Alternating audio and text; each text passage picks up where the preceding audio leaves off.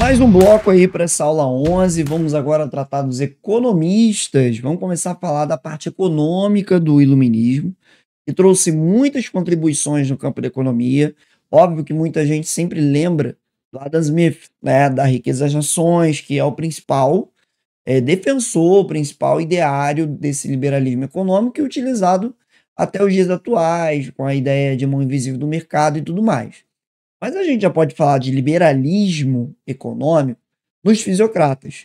Só que o que faz com que o Adam Smith seja mais lembrado que os fisiocratas é o fato de que ele entender que toda atividade é geradora de riqueza.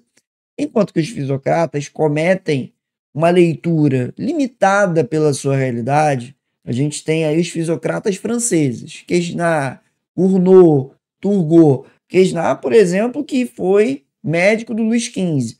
Turgot foi ministro das Finanças de Luís XVI. Então eu tenho intelectuais que, mesmo vendo já algumas manufaturas na França, não viram o primor das manufaturas e da industrialização que o Adam Smith, que o Ricardo, que o Stuart Mill, que o Malthus viram na Inglaterra. Então é até interessante porque você tem muitos autores políticos franceses, porque você vê uma leitura política forte na França absolutista, a gente já comentou sobre isso, e você tem muitos autores britânicos economistas. E aí, quando você vê os franceses, você tem os fisiocratas que acreditam que a riqueza vem da onde? Vem da terra. Fisiocracia, um poder da natureza, uma ideia de riqueza da terra, dizendo que todo item produzido na terra, ele gera riqueza, né? Eles têm um posicionamento interessante, que é o seguinte: não é qualquer coisa extraída da terra, porque eles são contra o metalismo. Eles falam que o metalismo ele gera problemas.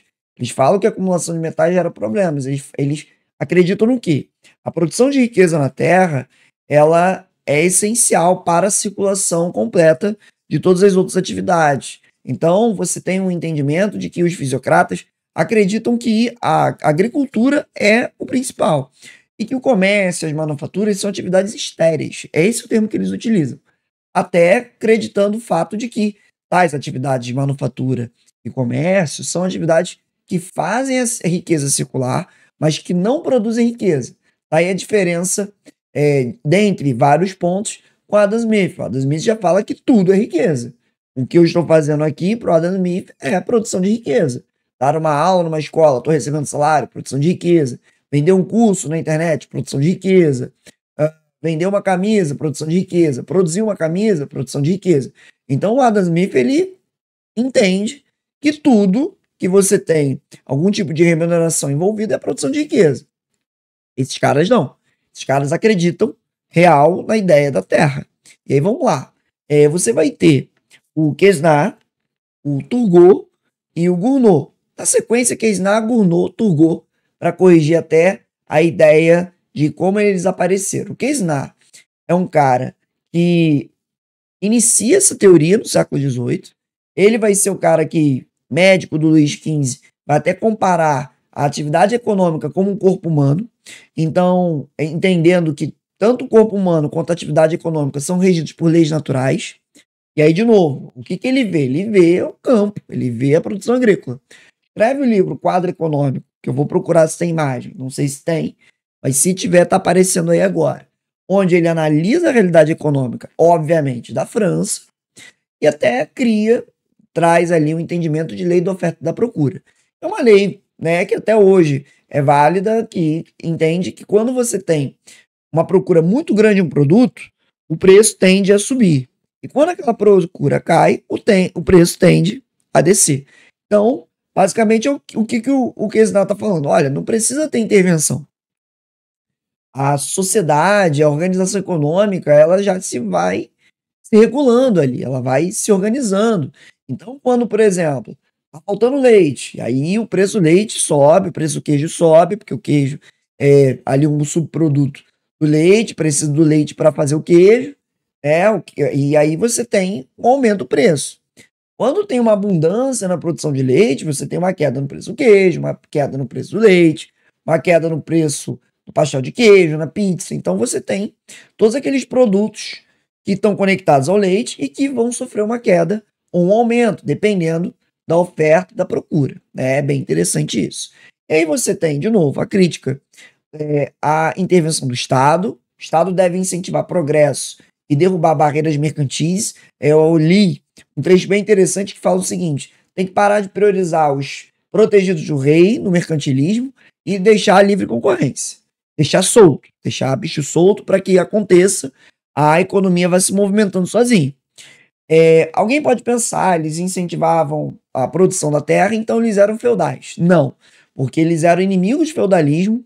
Quando você tem, por exemplo, no feudalismo, um sistema muito rigoroso de tributação servil, quando você tem no feudalismo, muitas das vezes, um objetivo de troca sem pensar no excedente, sem pensar na ideia do lucro. Então o feudalismo é limitante, eles falam, o feudalismo é limitante. A gente tem que ter uma cabeça, uma mentalidade de observar a produção agrícola pensando no excedente, pensando o lucro, pensando a venda, pensando aquilo que eles usam como termo produto líquido, e é aquele produto excedente, aquilo que sobra. E você tem a famosa frase, eu, nos início do iluminismo, eu falei sobre ela lá, com o pensamento do Cournot, né, do laissez-faire. A expressão que é utilizada até hoje, que a gente já comentou, da laissez-faire, laissez-passer, le monde va le mouiller, mimi. Né? Então, você tem essa expressão que fala, deixe fazer, deixe passar, o mundo vai andando por si só. Então, você tem essa expressão que é forte, que é importante para pensar a realidade liberal, de, olha, não intervir. E eu queria terminar com o Turgot, e eu achei essa informação muito relevante. Você encontra essa informação quando você começa a ler sobre a Revolução Francesa. Se você procurar um livro bem denso sobre a Revolução Francesa, como Cláudio Vicentino, estou botando a imagem dele, o de História Geral, aí você tem a referência que o Turgot chegou a ser ministro do Luís XVI, aquele Luís XVI que vai sofrer a Revolução Francesa. Então, e o Turgot apresentou uma proposta de modernização da economia, acabando com as tributações servis. E aí a nobreza se levantou contra ele e ele foi demitido. E aí fica a pergunta, será que não poderia ter evitado uma revolução? Será que o Turgot não poderia ter criado algo e influenciado, caso tivesse influenciado, para desenhar um despotismo esclarecido? Talvez. Mas como eu tinha uma coisa absolutista ferrenha, com Luís XVI herdando aquela ideia de Estado sou eu, do Luís XIV, Luís XV, você tem um Turgot que é demitido, aí você vai trazer o ministro Necker, que também vai ser demitido, e o negócio pega fogo lá na França em 1789. Então é muito interessante a gente ver que houve tentativas de mudança na França que não foram emplacadas e que por isso gerou uma série de dor de cabeça, é o processo revolucionário francês. Então, daqui a pouco a gente vai tratar com Adam Smith, considerado pai do liberalismo econômico, A Riqueza das Nações, é o cara famosíssimo, né? E a gente vai trazer com muita qualidade para você entender como é que funciona, como é que ele pensou todos esses elementos para pensar o liberalismo econômico.